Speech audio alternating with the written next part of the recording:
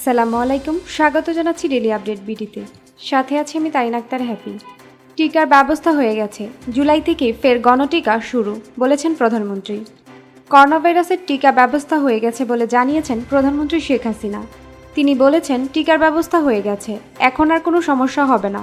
মঙ্গলবার জাতীয় সংসদে প্রধানমন্ত্রী এসব কথা বলেন। তিনি আরও বলেন, চীন, যুক্তরাষ্ট্র সহ বিভিন্ন দেশ থেকে টিকা আসবে। জুলাই থেকে আবারও গণটিকা দান। প্রধানমন্ত্রী বলেন, টিকা সংগ্রহের যত টাকা লাগুক না কেন আমরা সেটা দেব। 14,000 কোটি প্রস্তুত রাখা হয়েছে। টিকা বাজারে আসার আগে থেকেই আমরা যোগাযোগ করে রেখেছি। দেশের 80% মানুষকে টিকার আওতায় আনা হবে বলে জানিয়েছেন প্রধানমন্ত্রী। টিকাকরণের মাধ্যমে শিক্ষা প্রতিষ্ঠান দ্রুত খুলে দেওয়ার চেষ্টা করছেন সরকার। ঢাকা ও নারায়ণগঞ্জে তৈরি হচ্ছে আমেরিকা চীনের নকল ওষুধ। রাজধানীর হাতিরপুল, রামপুরা, মালিবাগ ও ঢাকার পার্শ্ববর্তী নারায়ণগঞ্জের জালকুড়ির একটি আয়ুর্বেদিক কারখানায় তৈরি হচ্ছে আমেরিকা ও চীনের তৈরি জীবন রক্ষাকারী ওষুধ। অনুমোদনহীন দাওয়াতখানাতে তৈরি এসব ওষুধ আবার কেজি দরে কিংবা 1000 পিস দরে বিক্রি হচ্ছে। এখানেই শেষ নয়, বেজালকারীরা যে যার ইচ্ছে মতো এসব ওষুধের জেনেরিক নেম বা ট্রেন্ড নেম দিয়ে দিচ্ছেন। মুহূর্তে তা হয়ে যাচ্ছে হার্টের ওষুধ, কখনো লিভারের ওষুধ, আবার কখনো হাড়ের ওষুধ। তবে বেশিরভাগ সময়ই প্রাপ্তবয়স্কের ওষুধ হিসেবে আমেরিকা কিংবা চীন থেকে ইম্পোর্ট করা হয়েছে বলে চালিয়ে দেওয়া হয়। তবে ওষুধের নিখুঁত প্যাকেটিং দেখে কারোর বোঝার কোনো সাধ্য নেই এগুলো নকল ওষুধ। আর তা পাওয়া যাচ্ছে রাজধানীর বিভিন্ন নামি দামি ওষুধের দোকানে। গোপন সংবাদের ভিত্তিতে গতকাল ওষুধ প্রশাসন কর্মকর্তাদের উপস্থিতিতে ও জেলা পুলিশের সহায়তায় ঢাকা মহানগর গোয়েন্দা পুলিশ গুলশান বিভাগের সদস্যের হানা দেয় জালকুড়ির সেই ডেনমার্ক ইউনাইন কারখানায় এবং সিললাগা করে। সেখানে ভেজাল ওষুধ তৈরির বিপণনের সঙ্গে জড়িত থাকার অপরাধে 7 জনকে গ্রেফতার করেছে পুলিশ। গ্রেফতারকৃতরা হল লোবানা আক্তার, আনোয়ার কাজী, রামচরণ, SM, তাজমুল তারিক ও কনক কুমার সাহা, আরিফুল ইসলাম মাসুদ ও শাহাদাত হোসেন। প্রাথমিক জিজ্ঞাসাবাদে গ্রেফতারকৃতদের দেওয়া তথ্যের ভিত্তিতে ডিবির প্রধান ও অতিরিক্ত কমিশনার AM হাফিজ আক্তার বলেন, এইসব প্রতারণা ঢাকার চকবাজার মিটফ্রুট এলাকা থেকে বস্তা ভরা প্লাস্টিকের সাদা লাল সবুজ রঙের বোতল সিপি সিলিকন সংগ্রহ করে। হাতিরপুল, নীলক্ষেত, ফকিরাপুল ও মালিবাগের বিভিন্ন কম্পিউটার দোকান থেকে ইংরেজিতে অ্যাম্বোস লেখা করে বিভিন্ন হলোগ্রাম, মনোগ্রাম সম্মিলিত ঝকঝকে করে রঙিন স্টিকার বা লেবেল তৈরি করে সেগুলো ঘরে বসে প্লাস্টিকের বোতলে সেটে দিয়ে কলেজ পড়ুয়া মেয়েদের মাধ্যমে এসব ভেজাল ওষুধ গুলশান, বনানী, কাকরাইল, ধানমন্ডি, উত্তরা ও মিরপুরের বিভিন্ন নামি দামি এবং পরিচিত বিদেশি ওষুধ হিসেবে মার্কেটিং করে থাকে। নীতিহীন কিছু চিকিৎসক উপহার ও কমিশন প্রাপ্তির লোভে অথবা অনুরোধের ঢেকে গিলে এসব ওষুধের রোগীদের প্রেসক্রিপশনে লিখে দেয়। গ্রেফতারকৃতরা এসব বলেছেন। গ্রেফতারকৃতদের দাবি, ডিবির উপকমিশনার মশিউর রহমান বলেন, ভেজাল এইসব ওষুধ বিভিন্ন পাইকারদের একটি সিন্ডিকেট ঢাকা, চট্টগ্রাম, রাজশাহী, চকবাজার ও মালিবাগ শহর বাংলাদেশের বিভিন্ন জায়গায় বিক্রি করছে। এ ঘটনার সঙ্গে জড়িত অন্যান্য অভিযুক্তদের গ্রেফতারের অভিযান অব্যাহত আছে। বিএনপি যদি নির্বাচনে না থাকে তাহলে গণতন্ত্র কিভাবে অর্থবহ হবে, বলেছেন ওবায়দুল কাদের। সড়ক পরিবহন ও সেতুমন্ত্রী ওবায়দুল কাদের বলেছেন, বিএনপি নিজেদের ব্যর্থতা ও জনবিচ্ছিন্নতা আড়াল করতে নির্বাচন ব্যবস্থাকে প্রশ্নবিদ্ধ করার অপচেষ্টা চালিয়ে যাচ্ছে। বিএনপি রাজনীতির কথামালার আড়ালে বৈপরীত প্রদর্শনীয় মাত্র। বিএনপি যদি নির্বাচনে না থাকে তাহলে গণতন্ত্র কিভাবে অর্থবহ হবে? উল্টো তারা গণতন্ত্রকে দুর্বল করতে নানামুখী ষড়যন্ত্র। শক্তিশালী রাষ্ট্র কাঠামোর প্রতি বিএনপির কমিটমেন্ট থাকলে তারা সরকারের বিরোধিতা আচরণ করতে গিয়ে রাষ্ট্রের বিরোধিতা আচরণ করত না। এইদিকে রাষ্ট্রীয় সম্পদ বিনষ্ট এবং দেশ বিদেশে রাষ্ট্রবিরোধী অপপ্রচার অব্যাহত রাখা, অন্যদিকে রাষ্ট্র কাঠামো শক্তিশালীকরণের কথা বলা বিএনপির দ্বিচারিত ছাড়া কিছুই নয়। ওবায়দুল কাদের আজ মঙ্গলবার সকালে তার সরকারি বাসভবনে নিয়মিত ব্রিফিংকালে এসব কথা বলেন। আওয়ামী লীগের একচ্ছত্র শাসন ব্যবস্থা প্রতিষ্ঠার জন্য রাষ্ট্র কাঠামোর পরিবর্তন করে দিচ্ছে। বিএনপি নেতাদের এমন অভিযোগ প্রসঙ্গে আওয়ামী লীগের সাধারণ সম্পাদক বলেন, এটা একেবারেই কল্পিত, মনগড়া ও মুখরোচক। এর কারণ এর সাথে বাস্তবতার কোনো সম্পর্ক নেই। বিএনপিকে প্রতিদিন সরকারের বিরুদ্ধে কিছু না কিছু বলতেই হবে। এটি সেই ধারাবাহিকতারই অংশ। রাষ্ট্র এবং সরকার চলে সুনির্দিষ্ট সাংবিধানিক কাঠামো ও বিধিবিধানের আওতায়। গণতান্ত্রিক শাসন ব্যবস্থার বিরোধী দল অত্যন্তই গুরুত্বপূর্ণ অংশীয়জনক। বিএনপির মুখে রাষ্ট্র কাঠামো কিংবা গণতান্ত্রিক ব্যবস্থার কথা বললেও নিজেরাই নির্বাচন থেকে দূরে সরে যাচ্ছে। করোনায় দেশে নতুন দরিদ্র 2.5 কোটি। মহামারী করোনা ভাইরাসের আঘাতে দেশে নতুন করে 2,45,00,000 মানুষ দরিদ্র হয়েছে। 2021 সালের মার্চ পর্যন্ত নতুন দরিদ্র জনগোষ্ঠীর সংখ্যা হচ্ছে 14.75%, যা আগের বছর 2020 সালের জুন পর্যন্ত ছিল 21.24%।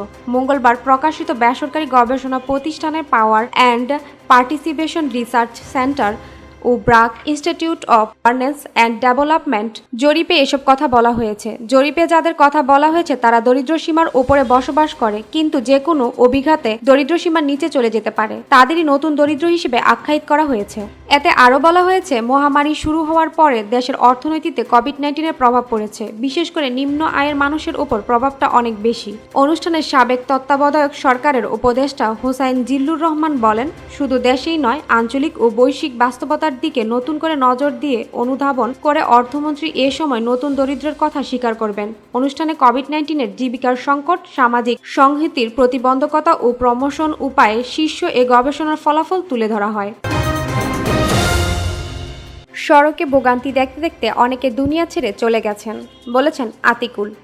ঢাকা উত্তর সিটি কর্পোরেশনের মেয়র আতিকুল ইসলাম বলেছেন, রাজধানীর কাজীপাড়া ও শেওড়াপাড়া এলাকার মেট্রো রেলের নির্মাণ কাজের কারণে মানুষের ভোগান্তির শেষ নেই। মেট্রো রেল কর্তৃপক্ষ প্রতিশ্রুতি ভঙ্গ করায় মানুষের ভোগান্তি বেড়েছে। এই এলাকার সড়কে ভোগান্তি দেখতে দেখতে অনেকে দুনিয়া ছেড়ে চলে গেছেন। এটা খুবই দুঃখজনক।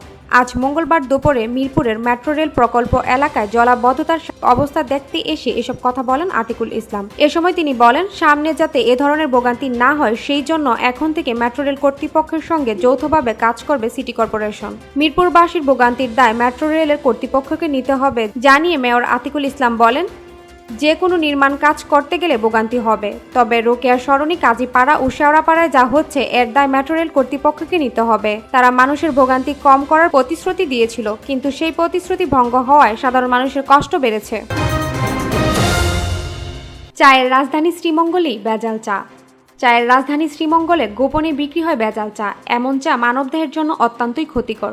শুধু ভেজাল চাই নয়, লাশে ব্যবহৃত চাও অসাধু ব্যবসায়ীরা ভালো চা বলে বিক্রি করে থাকেন। এর ফলে স্থায়ীভাবে অনেকটাই নষ্ট হচ্ছে চায়ের সুনাম ও গুণগত মান। সম্প্রতি প্রশাসনের তৎপরতায় শ্রীমঙ্গলে ভেজাল চা তৈরির সততা পাওয়া গেছে। মৌলভীবাজারের শ্রীমঙ্গলের সিন্ধুখা ইউনিয়নের হামিদপুরের 2 বাড়িতে অভিযান চালিয়ে 500 কেজি ভেজাল চা উদ্ধার করেছে বিজিবি। বুধবার বিকেলে শ্রীমঙ্গল সেক্টরের নিয়ন্ত্রণ আদি 55 বিজিবির জুয়ানার উপজেলার সিন্ধুখা ইউনিয়নের হামিদপুরের মৃত ছাবু মিয়ার ছেলে ভুট্টু মিয়ার বাড়ি থেকে ও একই গ্রামে আবু সায়েদ মিয়ার ছেলে সোহেল মিয়ার বাড়িতে অভিযান চালিয়ে ছোট বড় 24টি বস্তায় প্রায় 500 কেজি ভেজাল চা ও 200 কেজি কাঠের গুঁড়া জব্দ করেন। অভিযানের নেতৃত্বদানকারী 55 বিজিবির সহকারী পরিচালক মোহাম্মদ নাসির উদ্দিন চৌধুরী বলেন, পচা পাতা, চায়ের গুঁড়া ও কয়লার গুঁড়া সহ বিভিন্ন ক্ষতিকর জিনিস মিশিয়ে পাতা তৈরি করে হকারের কাছে ও ঢাকার কিছু অসাধু চা ব্যবসায়ীর কাছে বিক্রি করে আসছিল। লাশের কাজে ওই পাতা ব্যবহার করার জন্য তৈরি করলেও তারা মানুষের খাওয়ার জন্য বিক্রি করে আসছিল। গোপন সংবাদের ভিত্তিতে তারা এই অভিযান পরিচালনা করেন। ইতিমধ্যেই বুধবার দিবাগত রাতে গোপন সংবাদের ভিত্তিতে শ্রীমঙ্গল উপজেলার সিন্ধুখা ইউনিয়ন পরিষদের সিক্কা গ্রামের অভিযান চালিয়ে আব্দুর রহিম মিয়া, আবু নূর মিয়া, আব্দুল মজিদ মিয়ার বসত বাড়ি থেকে 40 বস্তা ভেজাল পাতা জব্দ করা হয়। পুলিশের উপস্থিতি টের পেয়ে অবৈধ কারিগররা পালিয়ে যান। আমি ক্ষমতায় থাকতে ইরানকে পরমাণু অস্ত্র তৈরি করতে দেব না, বলেছেন জো বাইডেন। যুক্তরাষ্ট্রের প্রেসিডেন্ট জো বাইডেন পরমাণু অস্ত্র নিয়ে এই রকম হুমকি দিলেন ইরানকে। তিনি বলেছেন, তিনি যতদিন যুক্তরাষ্ট্রের প্রেসিডেন্ট পদে থাকবেন ততদিন ইরান পরমাণু অস্ত্র তৈরি করতে পারবে না। স্থায়ী সময় সোমবার ইসরায়েলের প্রেসিডেন্টের সঙ্গে বৈঠকে এসব কথা বলেন বাইডেন। এর পাশাপাশি সোমবার সিরিয়ায় বিমান হামলার সমর্থনেও যুক্তি দিয়েছেন বাইডেন। তিনি জানিয়েছেন তার নির্দেশেই ওই বিমান হামলা হয়েছে। সিরিয়া ইরান সীমান্তবর্তী অঞ্চলে চালানো যুক্তরাষ্ট্রের ওই বিমান হামলায় 5 জন নিহত হয়। সোমবার হোয়াইট হাউসের বৈঠকে বসেছিলেন ইসরায়েলের প্রেসিডেন্ট ও মার্কিন প্রেসিডেন্ট জো বাইডেন। ইরান প্রসঙ্গে দীর্ঘ আলোচনা হয় তাদের। ইরান নিয়ে বরাবরই কড়া মনোভাব ইসরায়েলের, সেই সঙ্গে একাধিক হামলা চালিয়েছেন তারা। এছাড়া ইরানের মদতপুষ্ট একাধিক সশস্ত্র গোষ্ঠীর উপরও আক্রমণ চালিয়েছেন তারা। 2 রাষ্ট্রপ্রধানের আলোচনায় উঠে আসে পরমাণু চুক্তির বিষয়টি। 2018 সালের এই চুক্তি থেকে বেরিয়ে এসেছিল ট্রাম্প প্রশাসন। তারপর থেকেই একের পর এক হুমকি দিতে শুরু করে ইরান। দেশের পরমাণু কেন্দ্রগুলোকে ইউরেনিয়ামের মজুতও বহুগুণ বাড়িয়ে দিয়েছে দেশটি। বাইডেন বলেছেন, 2015 সালের পরমাণু চুক্তিতে যুক্তরাষ্ট্র ফিরতে চায়, তার জন্য আলোচনা চলছে, কিন্তু ইরান যা করছে যুক্তরাষ্ট্র তা বরদাস্ত করবে না। বাইডেন জানিয়েছেন তিনি যতদিন ক্ষমতায় থাকবেন ইরান ততদিন পরমাণু অস্ত্র তৈরি করতে পারবে না। ওয়াশিংটনের কড়া নজর রয়েছে, প্রয়োজনে কঠিনতম পদক্ষেপ নেওয়া হবে বলে জানিয়েছেন। বন্ধ হয়ে যেতে পারে জাতিসংঘের শান্তিরক্ষা মিশন। বাজেট স্বল্পতায় জাতিসংঘের শান্তিরক্ষা মিশন বন্ধ হয়ে যাওয়ার আশঙ্কা দেখা দিয়েছে। সোমবার কূটনৈতিক ও কর্মকর্তারা জানান, জাতিসংঘের সাধারণ পরিষদের 193টি দেশের 2022 সালের জুন পর্যন্ত প্রয়োজনীয় $600 কোটি বাজেটের ব্যাপারে একমত না হতে পারায় বিশ্বজুড়ে মিশনগুলোর কার্যক্রম বন্ধ হয়ে যেতে পারে। তবে সমঝোতায় না পৌঁছানোর জন্য কূটনৈতিকরা দেশগুলোকে আলাপ আলোচনার আন্তরিকতার অভাবসহ চীন ও পশ্চিমা দেশগুলোর শীতল সম্পর্কে দায়ী করা হচ্ছে। সংস্থাটি ব্যবস্থাপনা বিভাগের প্রধান ক্যাথেরিন পোলার্ড জানান, বাজেট নবায়ন না হলে আফ্রিকা ও মধ্য প্রাচ্যের চলমান 12টি শান্তিরক্ষা মিশনের আকস্মিক যে কোনো সিদ্ধান্তের জন্য আগে থেকেই প্রস্তুত থাকতে বলা হয়েছে। তবে দেশগুলোর বাজেট প্রণয়নের সমঝোতায় পৌঁছাতে পারবে বলে আশা ব্যক্ত করেন তিনি। শান্তিরক্ষা মিশনের প্রধান জিন পিয়েরে জানিয়েছেন, এরকম কিছু হলে মিশনগুলোর মাত্রা সংকুচিত হয়ে আসবে। এর ফলে দেশগুলোতে বেসামরিক নাগরিকতা রক্ষা ও করোনা মোকাবেলায় করতে তেমন কোনো ভূমিকা থাকবে না। 30শে জুনের মধ্যে বাজেট না হলে শান্তি রক্ষা ও জাতিসংঘের সম্পদ রক্ষার জন্য সংস্থাটির প্রধান আন্তোনিও গুতেরেসের অর্থ প্রদান করতে হবে। এতক্ষণ সাথে থাকার জন্য ধন্যবাদ।